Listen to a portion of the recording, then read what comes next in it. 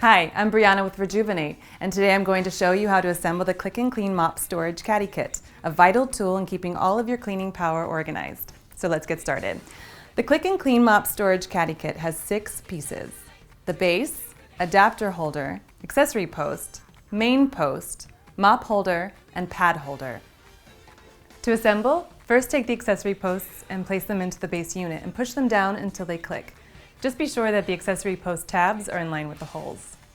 Next, take the pad holder and place it onto the main post. Just be sure of the orientation so that the raised edge of the main post is facing forward. Now lock the main post into the base unit and press it down until it clicks. Be sure that the pad holder opening is facing the opened end of the base unit, and then attach the mop holder to the front of the pad holder until it clicks. The Click and Clean Multi-Surface Spray Mop from Rejuvenate not only helps you clean better, but it stays organized and ready for use. Rejuvenate. It's never too late to rejuvenate.